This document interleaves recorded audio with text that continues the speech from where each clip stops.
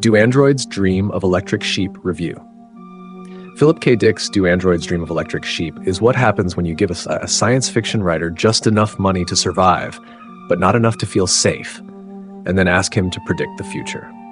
It's grim, broken, weirdly tender, and just paranoid enough to make you wonder whether your own cat is actually a cleverly disguised piece of hardware. Set in a post-apocalyptic San Francisco that looks less like the city of the future and more like the inside of an abandoned ashtray, Androids isn't really about hunting robots. It's about what happens after civilization collapses, when the survivors try to pretend everything's fine by buying increasingly expensive pets. At the heart of it is Rick Deckard, a bounty hunter whose idea of a good day is retiring 6 Nexus 6 androids and earning enough to upgrade from an electric sheep to a real goat. That's it. That's the dream. Forget spaceships. Forget glory. Deckard just wants something alive enough to bleed at him when he gets home. But of course, things aren't that simple. The androids he's supposed to retire are smarter, faster, and often more empathetic than the humans issuing the orders. And as Deckard trudges through the radioactive ruins, he starts to realize the line between human and machine isn't really a line at all, more like a giant flickering question mark. Philip K. Dick didn't write clean-cut heroes.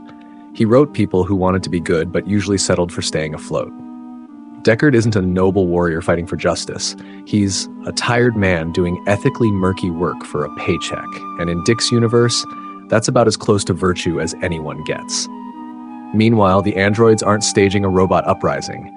They're not polishing laser guns or drafting manifestos. They're scared, confused, and clinging to scraps of meaning, which ironically makes them feel far more human than most of the broken survivors stumbling through Earth's remains. Empathy, the supposed gold standard of humanity, is everywhere in androids, but it's been commodified, digitized, and sold like everything else. You can dial your emotions on a mood organ, share synthetic feelings through mercerism, and even fake your grief by buying a better animal. In this world, sincerity is just another subscription service. And yet, under all the cynicism and radioactive dust, something achingly hopeful glimmers beneath the surface.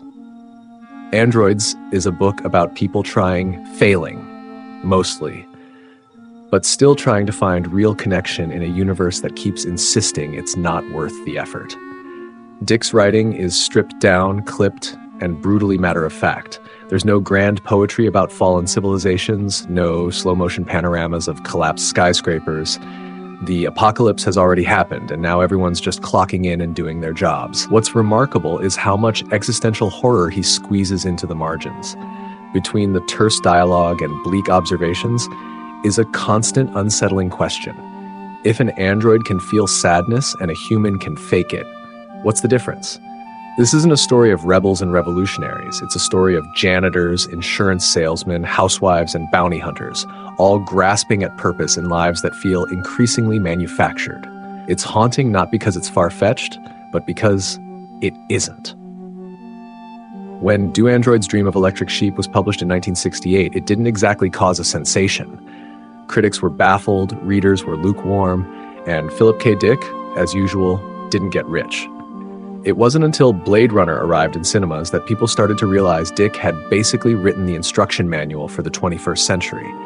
Even now, the novel stands on its own, rawer, rougher, and somehow more heartbreaking than its cinematic offspring. Blade Runner is sleek and stylish. Androids is brittle, awkward, and deeply sad. It's not here to entertain you. It's here to make you question whether the things you love about yourself are real or just the clever programming of a collapsing world. The animals Deckard covets aren't just status symbols, they're desperate attempts to prove he's still human. The androids he hunts aren't just threats, they're mirrors reflecting everything he's afraid to acknowledge. And the world he lives in isn't dying, it's already dead. The only thing left to decide is whether pretending otherwise makes you brave or delusional. There's plenty to criticize about androids. The plot meanders, characters drift in and out without much fanfare. The pacing lurches between bursts of violence and long slogs through philosophical fog. But that's part of the charm. The novel reads like it was written by someone unsure whether he was real, and not entirely sure he cared.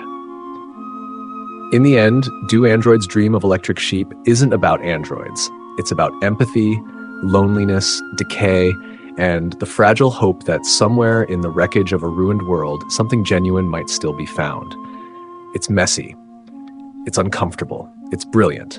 And whether you're reading it for the first time or returning for your second, third, or fifth, it still feels unsettlingly fresh, like a warning whispered across decades, growing louder with every passing year.